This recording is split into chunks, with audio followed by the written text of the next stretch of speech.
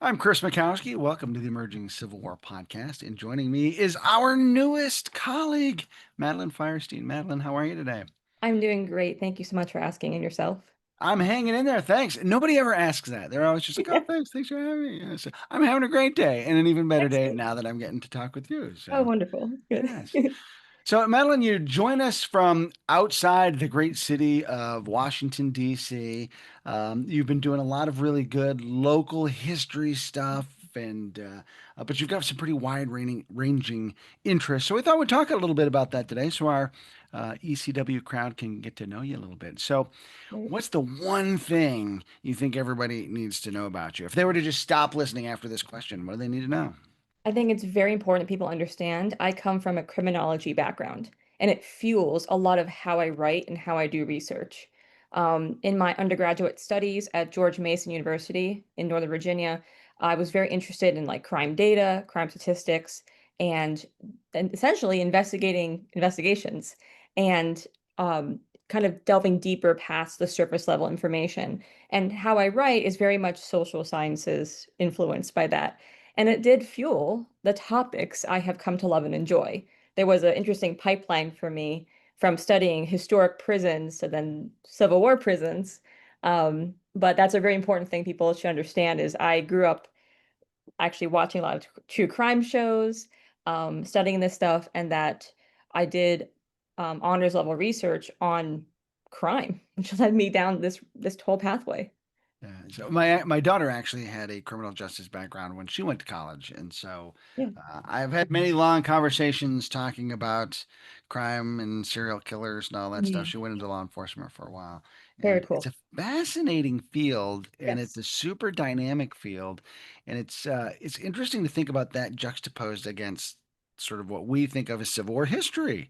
Um, Tell me about that intersection, because I think there's some really neat things to explore there.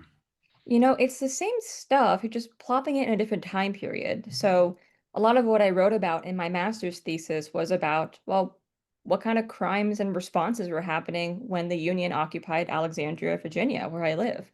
And a lot of people just assumed there were two camps. You either left because you didn't believe in the occupation, or you stayed and supported it. But there was a middle of that kind of Venn diagram of people who didn't agree and those who came into the city like the soldiers who were responding negatively. And I think when we talk about, especially in today's world, was it a good or bad occupation, or was the presence of the union good or bad?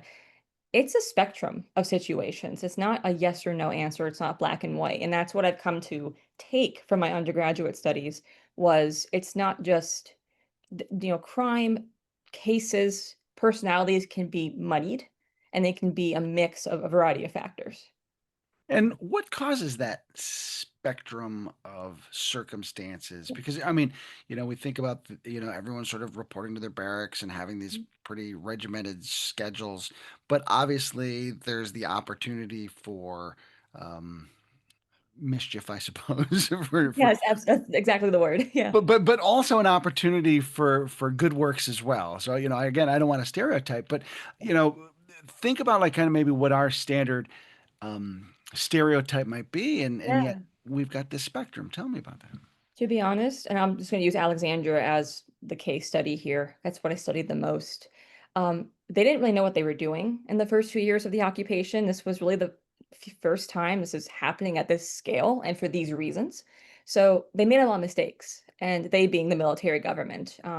There's a great example of in February of 1862, Reverend Kinsey Stewart at St. Paul's Episcopal Church on South Pitt Street omitted the prayer for the president and the prayer for the preservation of the Union. He was a secessionist, and he was jailed for such omission. And then they shut down the church and converted it into a hospital. And the sitting military governor, General Montgomery, actually wrote to Lincoln because he's like, okay, what do I do? Do I keep him in jail? What's the precedent here? We don't have a manual. We don't have a blueprint for how to act, what's right. So releasing him and shutting down the church was considered the best middle ground between those who were so angry at the omission and then those who are like, wait up, he's only a citizen, it wasn't a big crime. So a lot of the issues that we're seeing in these occupations, even ones that happen later in the war as the Union moves further south, they don't know really what the protocol is supposed to be. And no one's really sure if a riot is going to happen or not. Do we enact very strict laws just in case a riot or a protest will happen? Will that backfire on us? So there's a give and take here. But a lot of mistakes made in how strict to enact those first laws.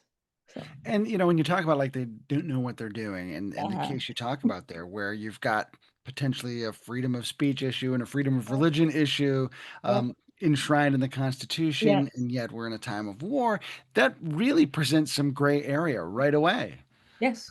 I mean, the whole concept of a wartime measure was used kind of over and over again in Alexandria's example. The fear of anybody inciting a secessionist fervor was enough. That was enough of using kind of legal terms like reasonable suspicion. You have probable cause here to assume something's going to happen. And in today's world, we're looking back and thinking, it's just a sermon, it's just one guy. But back then, the clergy had a lot of influence, especially in cities like Alexandria, and so they had to cover essentially all their bases. Yeah. I live in Fredericksburg, Virginia, Uh-huh. where there was occupation. By Yeah, all accounts, things generally went pretty decently here. yeah. Um, and I've just recently been rereading Will Green's first book about the Petersburg campaign. And so I'm in the chapter of kind of the summer of '64 for residents of Petersburg.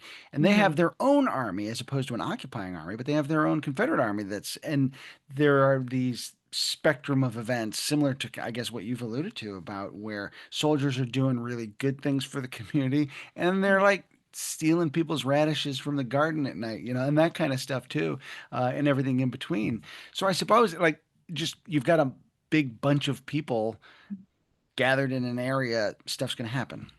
Yes, Alexandria transformed overnight into a military base. It was an urban center like Fredericksburg. It was a residential area with commerce, with industry, with rail lines, and so you get tens of thousands of soldiers who have been plucked from their homes, sent to war. There's not much movement in the first 2 years compared to the later parts of the war, and so they're sitting in their barracks. They're sitting in barracks during the winter time. They're getting sick. They're receiving Confederate POWs into the town. Union soldiers are getting arrested for disorderly conduct, and people are just kind of getting bored. A lot of thievery is not because of, I don't have a jacket, the government didn't give me a jacket. Well, within the first 2 years, you're just a bad egg, maybe. Like maybe that person wasn't nice or didn't abide by the law prior to the war. Maybe there's this predispositions here for that. Or aggravating circumstances, like they can't get a letter from home or they can't get furlough. Lots of kind of crimes happening because of that. Mhm. Yeah, I really like that your idea, like, gosh, it's bored, let's go get ourselves into some trouble. Yeah, That yeah. seems so teenage boy to me. Here's a great example, and I'm sure your listeners will appreciate this. On King Street, which is like our main drag here in Old Town, the part of the street closer to the wharf, there were four active brothels before the war. Now, the soldiers were, of course, frequenting those establishments, and the government, the military government, did not appreciate that. Now, instead of shutting down the brothels, they decided to ban all soldiers from those establishments. They understood that these brothels were a big part of the commerce on that street, and they didn't want to meddle in civilian matters. However, it would issue you a court martial if you were found frequenting those establishments. And that really speaks to the boredom and the trying to get the reputation of the Union Army kind of back when they were disrupting the city of Alexandria. So How much control does a commanding officer actually have over his men in an encampment like that? it's a very great question. It's hard to say because in Alexandria, had a we had our military governor, and that changed hands about 4 times before the final military governor, John Potts Slough, kind of came into power, I want to say. He didn't want to act alone. He brought on Henry Horatio Wells as the provost marshal. Now, after the war, Wells would become the first governor of this newly like unified Virginia. So that's kind of who he went to be. But he decided to not act alone, and he gave the provost marshal a new jurisdiction. He gave the provost marshal jurisdiction over the civilian courts. So now any civilian who acted out would be court-martialed essentially and brought to military court. The new police force, the ability to issue sentences. So that big change kind of made the laws a little more tense. They made the soldiers think there actually are consequences to this.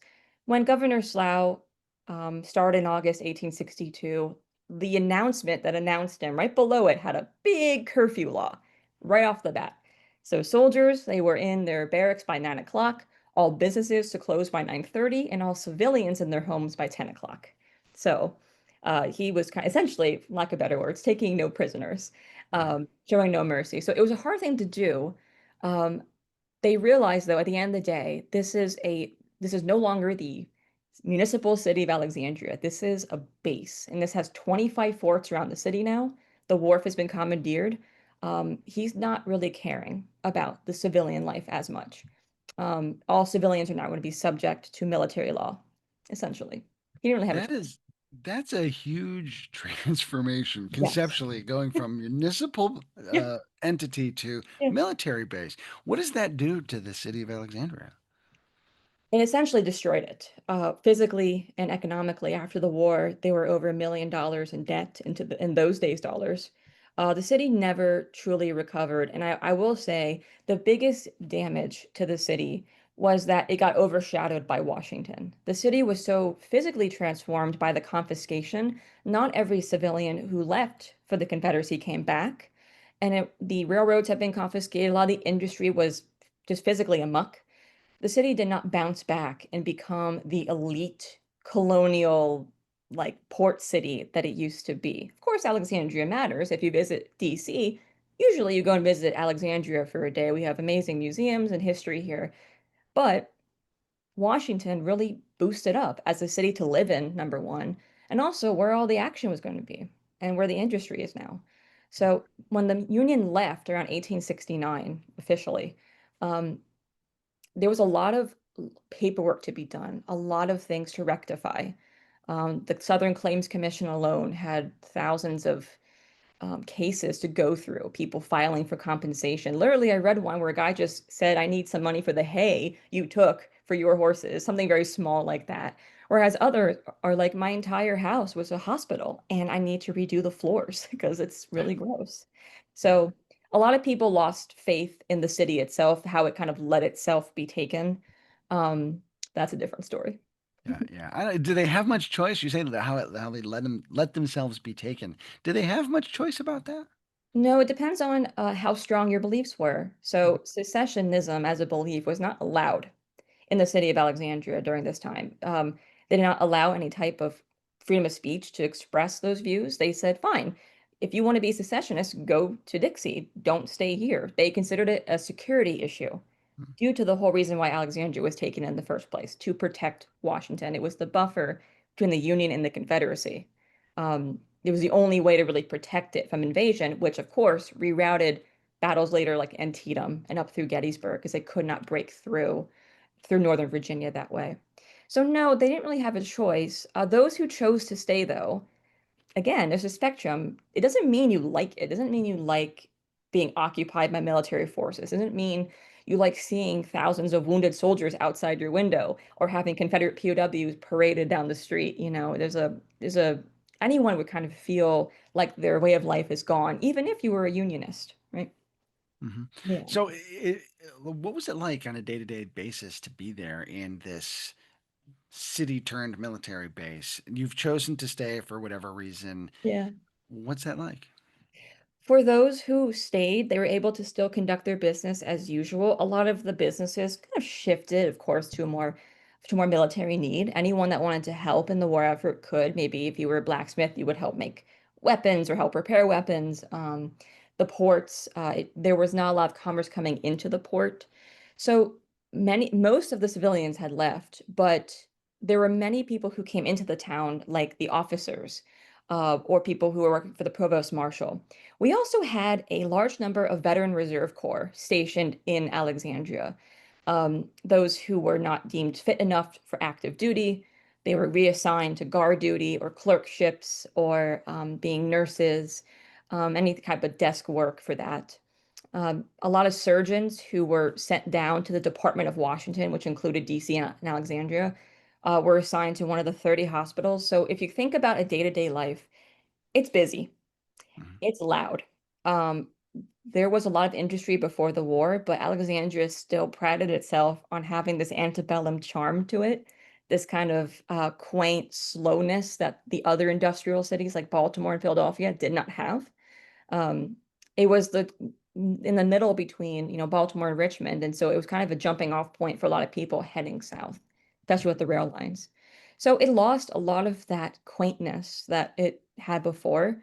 Luckily, because Alexandria did not have major raging fires, it did have one in the 1840s, but it only hit a certain part of town. There was no raging fires. The whole city wasn't burnt down. There were no armies running through King Street, battling.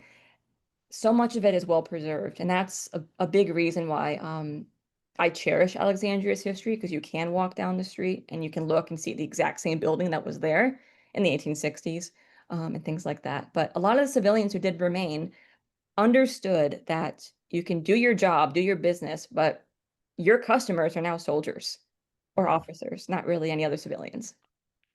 And maybe this ties back to the crime element we talked about to begin with. But Yeah. if I'm a young woman living in Alexandria at this time, Uh-huh. packed with a bunch of men, is it safe? Nope. It is not. There was a great book by Thomas Lowry. I forget the name of it, but it talked about sexual misconduct during the Civil War, and it had numerous examples of incidents in Alexandria, particularly against the more vulnerable contraband population, these self-emancipating people who were escaping slavery. They're fleeing into Alexandria, pouring into these Union lines. About 7 to 8,000 of them actually crossed in during the war years. They were the most vulnerable, and we're seeing a lot more incidences of sexual violence against those women. Not saying there weren't against the Alexandrian residents, um, but a lot of the women did not stay alone. I don't see many instances of women who were by themselves. A lot of them would have left even to the north. The day the Union came in, there were two modes of exodus. You got south towards Richmond, where the 17th Virginia, who were made up of mostly Alexandrians and Loudoun County folks, they went down into Richmond. And then you had people actually escaping north. You had people who were leaving, getting out of there, going towards family in Philadelphia or New York or somewhere else into Maryland. So there were cases where it was very dangerous, murders, things like that. But the women who did remain there, I guarantee it was not by choice that they were so vulnerable to that. You mentioned the contraband population, and I was going to ask, like, what was it like to be an enslaved person in Alexandria when all of this suddenly happens? Because again, the Yeah. rules haven't really been established yet at this Nope, point. they have Yeah. not. I would say, because I cannot speak for them truly, um, immediate relief, because the fugitive slave law is void at this point, and Alexandria used to be one of the big epicenters of the slave trade, right? Many people who were born in the South were shipped to Alexandria just to be resold down south because of our slave auction houses. So a lot of people initially would have associated Alexandria with uh, where you'll be separated from your family. But now people are actually coming together. They're finding family. And then when they're arriving here, they can get an education thanks to amazing works from Harriet Jacobs, um, and other abolitionists who come to help out, like Julia Wilbur. Also, our head surgeon, Dr. Bentley, Edwin Bentley, he helped innovate medical care for contraband, since I'm going to say the budget did not allow for their medical care. They were setting up 30 hospitals, and he's like, why are they building their own shack essentially over there? Why don't we build them a full hospital? And he helped administer that. So they're coming up to Alexandria. Of course, the sentiments are probably still there where they're fearful. This is very temporary, but there is the Union soldiers there are they are not allowed to harm them. Governor Slough did pass legislation that essentially banned them from harming contraband persons. So I would say relief, but a lot of fear, because again, the status in Alexandria just depends on how long the Union had control of it, essentially. So emancipation lasts only as long as occupation lasts, I Yep. suppose, right? Yeah. Yeah, before the Reconstruction Amendments, absolutely. Yeah. Yeah. So obviously, then just a real strange mixing Yeah. pot of all Yeah. sorts of Yes. dynamics. That is Um, how I introduce everything I write about Alexandria. It's a melting pot of peoples. as a historian, how do you make sense of all that? I don't. I mean, I'm being quite honest. It's an ongoing process. I will probably spend the rest of my life trying to understand what daily life was like there. we're constantly uncovering new primary sources. I've been on the hunt trying to find diaries. I'm particularly interested in the hospitals and prisons. So I'm always trying to find these primary accounts, these firsthand accounts of what it was like.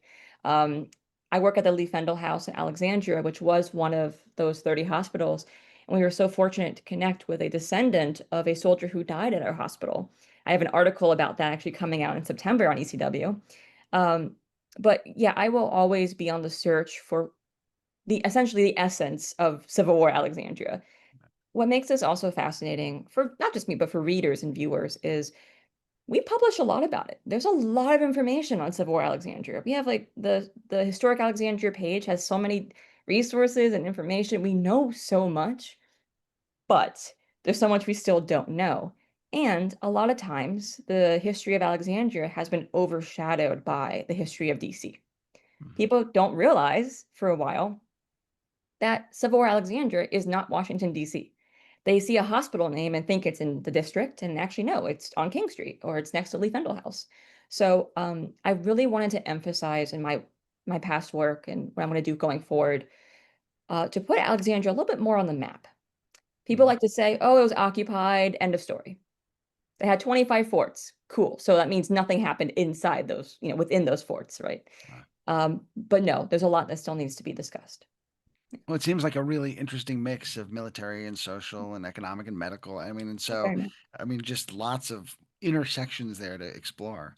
Yeah. So, now tell us about the Lee Fendall House. Yeah, absolutely. So I'm currently the lead historian. I had been a volunteer there for 3 years. So I've been coming on the weekends, giving tours.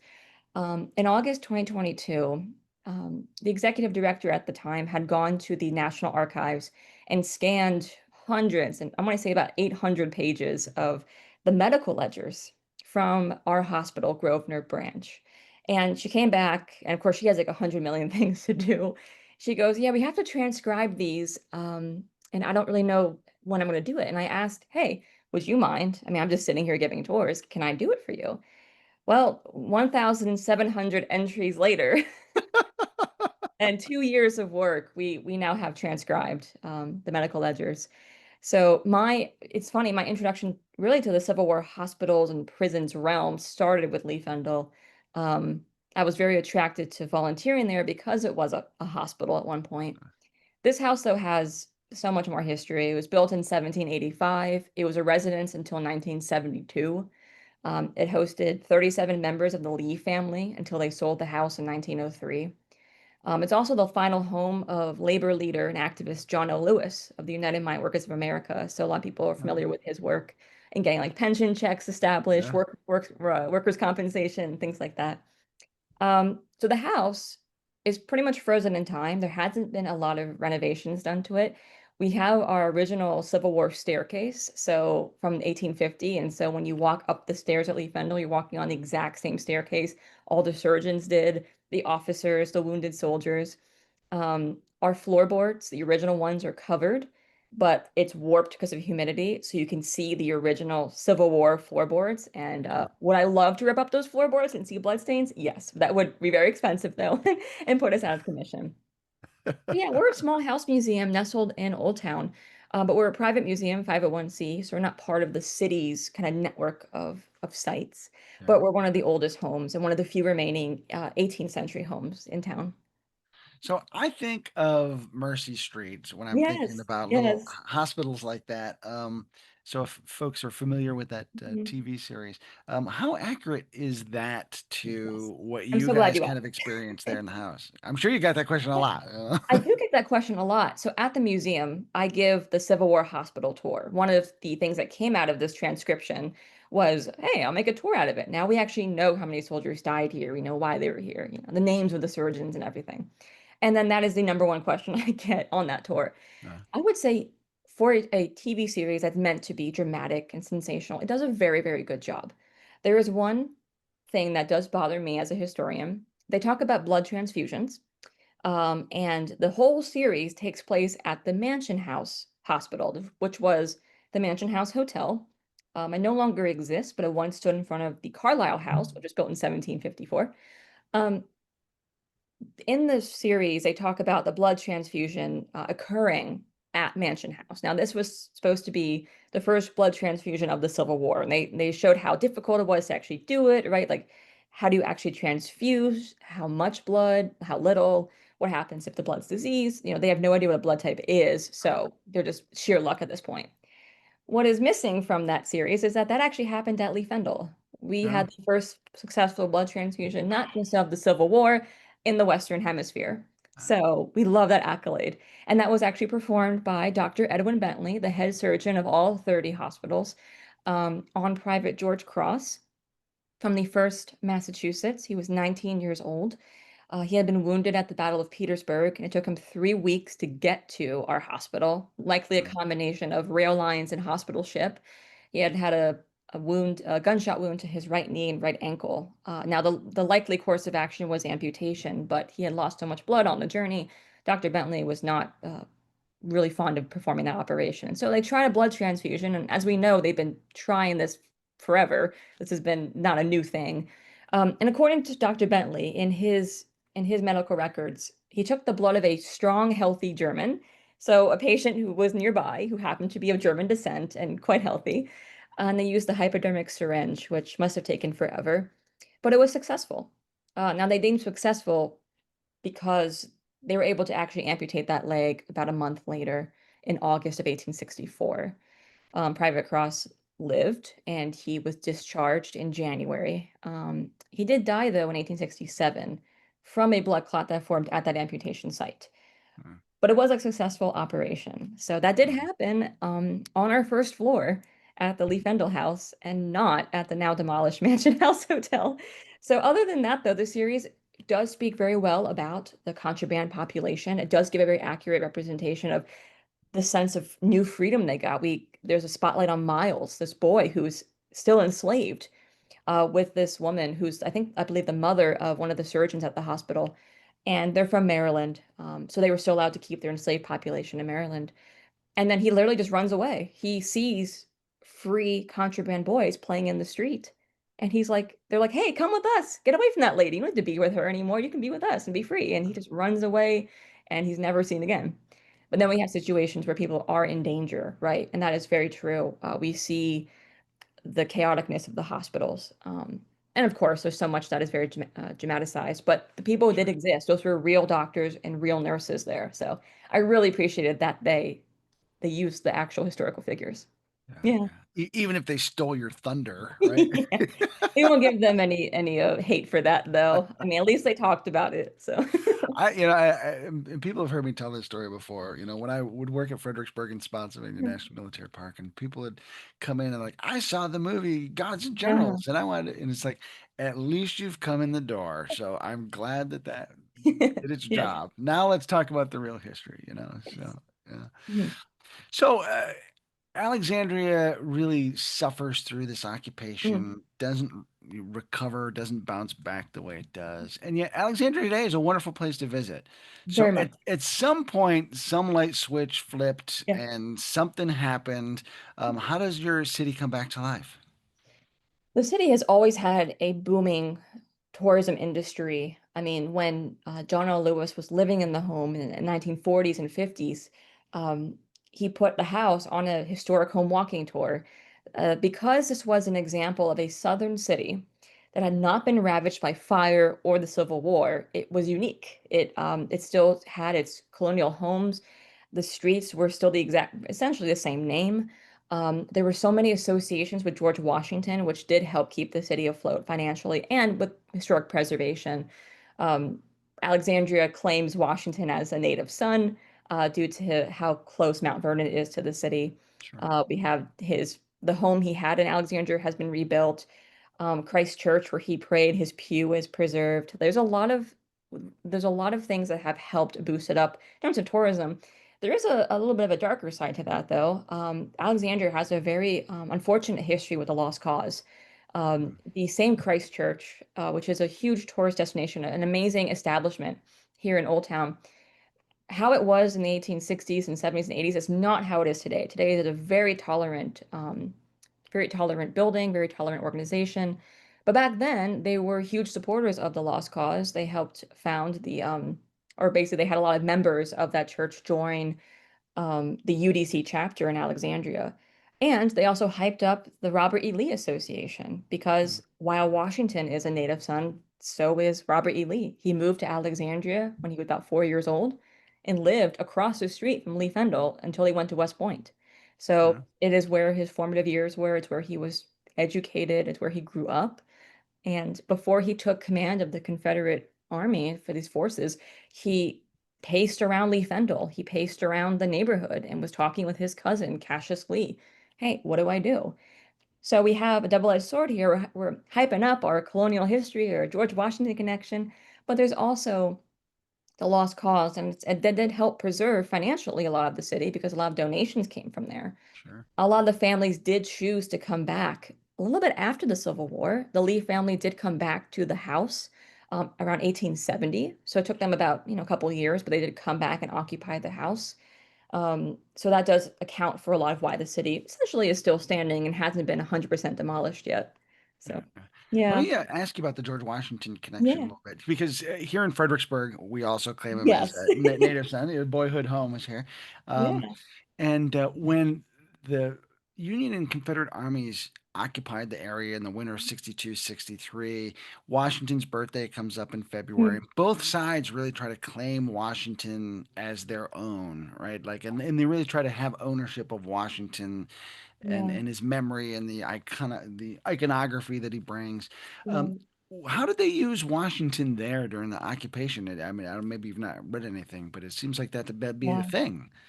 There wasn't as much attention brought to it because we don't see that kind of battle between the Confederacy and Union because the Confederacy has no presence in Alexandria. The citizens who did express pro-Confederate sympathies or secessionist causes, they're not there. There's no one there to advocate for that other side.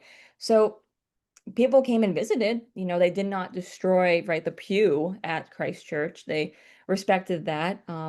Gadsby's Tavern, which is where Washington ate and drank and it was merry a lot, wasn't completely destroyed on the inside and it turned into this, awful hospital scenario.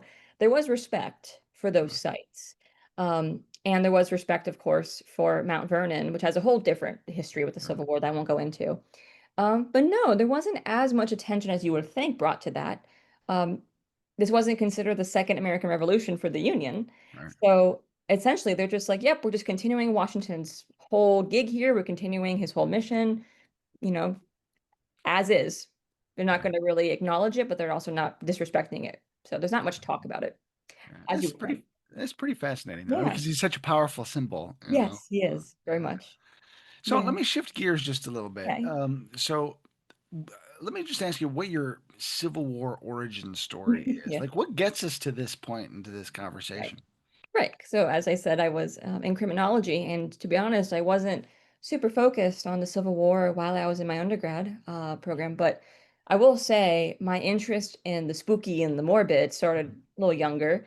I'd always been interested in the history of psychiatric institutions and sanatoriums, orphan asylums, things like that. Very cheerful places Sure, back you then know too, what? right? Some little girls like to, look through magazines of the Jonas Brothers and Taylor Swift, but I was looking through old photos and my poor parents. But now it has blossomed into something a little productive. Um, so when I was looking to volunteer at a historic site when I had moved to Alexandria, I'm originally from Maryland, and then I went to school at George Mason. So I moved to Alexandria after I graduated. I was looking to volunteer. I always loved history. That kind of went hand in hand with my criminology program. And I learned about the Lee Fendall House's Civil War history, and that really sparked more of a deep dive into the hospital situation in Alexandria. I had gone on the walking tour we offer as a patron, as an attendee, and I was just so fascinated. My origin story started a little bit later than probably other authors and contributors here at ECW, but it doesn't mean it didn't hit me like a ton of bricks. And Yeah. it didn't spring this trajectory that I'm just so thankful for. And I was able to kind of bring it full circle because while I like to study psychiatric hospitals and things like that, well, I've done research on asylums during the Civil War, on soldier mental health and the veteran health and things like that. So it really kicked off once I started to transcribe those medical ledgers at the Lee Fendall House. And I've been on that train since, and it hasn't stopped. and I hope it never does. I hope it never does.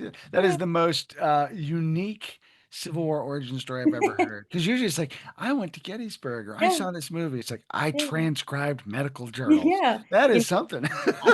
I have to give my dad a shout out because I can really credit him with my love of history. My dad's a huge World War II buff.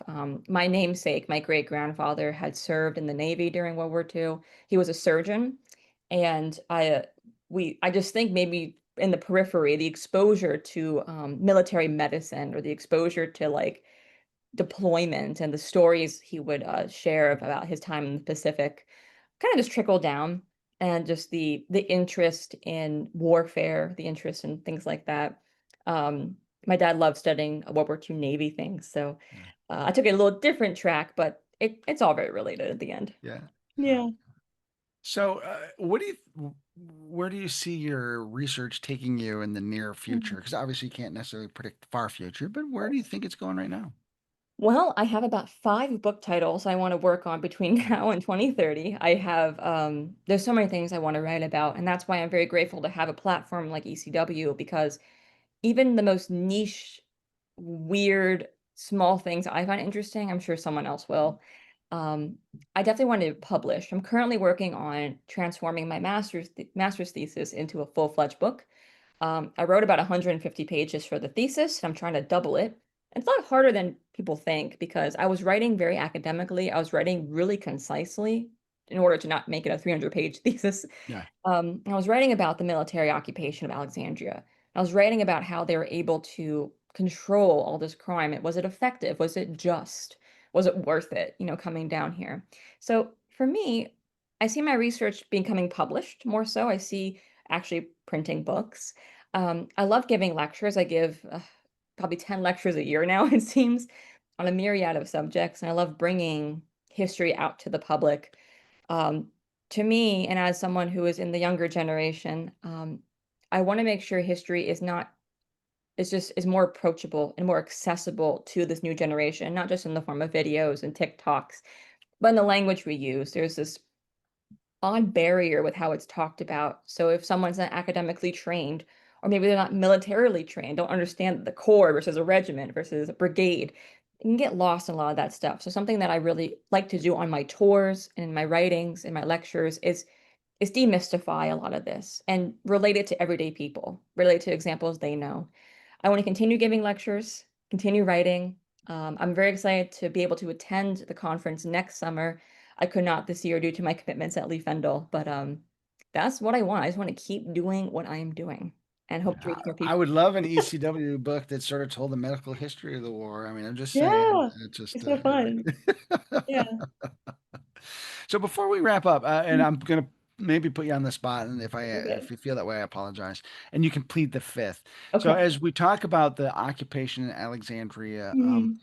what are the sort of the takeaways from those sorts of stories for a modern audience who might not be familiar with that aspect of the war? What are things people can take away from that?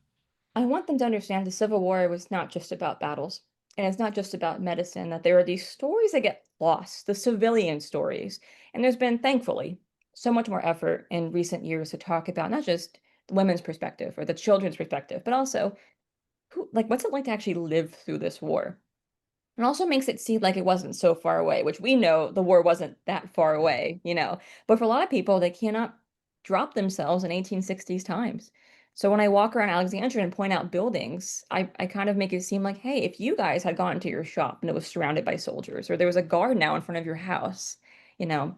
So for me, Alexandria is very critically important because it speaks about the everyday civilian situation from start to finish when the war really kicked off to way after in Reconstruction. It was a great example of America during the Civil War.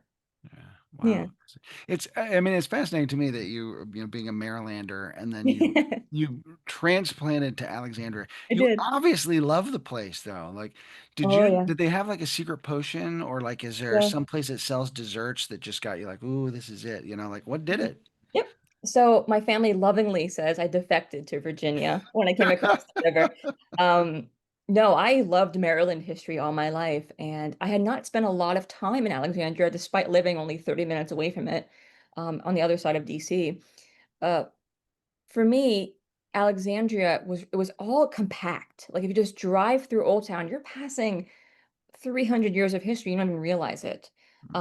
To me, there was so much still so preserved, and I was confused why there weren't so many historical markers maybe in this area. And there's other historians mentioned, well, if we had a historical marker about everything, there'd be one right after another, kind of Oh like yeah. dominoes in Alexandria.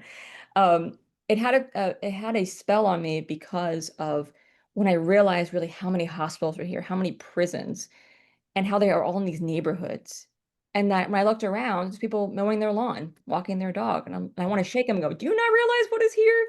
Do you not realize what your house was or what that building was?" So it did have a spell on me, and I'm really glad it did. Yeah, wow. So I Yeah. started this conversation asking, like, what's the one thing people need to know? So let me Yeah. end the conversation. What's the one thing they still need to know about you that we didn't touch on? Um, I think that because a lot of my other interests include the history, like history of psychiatry, the history of asylum sanatoriums. I love to connect that back to the Civil War when possible. Of course, we see this revolution in care for the mentally ill at this time too. I have written a lot about St. Elizabeth's Asylum in DC. It's the first federally funded psychiatric facility that kind of was a guinea pig for all this. Um, for me, you're going to see also a lot of writings about that. And because I mainly, and it's not because I'm so interested in mental illness or I'm so interested in these like spooky places, but to me, these asylum buildings, these hospital buildings, they have all these memories kind of embedded in the walls. There's this theory in the paranormal world called the stone tape theory that natural building materials like wood and brick, they absorb energy and absorb vibrations, and that leads to a lot of hauntings, or it leads to a lot of like kind of compact energy. Like a building can feel yucky to you, or it can make you dizzy, right? Because it kind of repeats it on like as if it's a tape recorder. So a lot of these buildings, I treat asylums and Civil War hospitals and Civil War prisons all in the same category. They deserve our attention. Just because they have dark history that's a little taboo, or maybe it's that we just don't like talking about, doesn't mean we shouldn't write about them. Hmm. So Yeah, something else wow. people should know about me. That's See, wild. and whether you believe in the paranormal stuff Yeah. or not, I think all of us have walked into a building Yeah. someplace and just like felt the feel of the The place. I mean, heebie-jeebies. yeah, and Yeah. or maybe it's like, oh, this, you can feel the history, and so it's, I totally believe in the places have vibes. That's why, Definitely have vibes. yeah. Yes. So, I've really enjoyed our conversation today. This has been such a pleasure. Thank So, you so much for having me. yeah, well, we look forward to more great stuff from you on the blog for sure. So. Excellent. Thank you. On behalf of Madeline Feierstein, I'm Chris Mikowski. Thanks so much for being with us here on the Emerging Civil War podcast. We'll see you online and on the battlefield.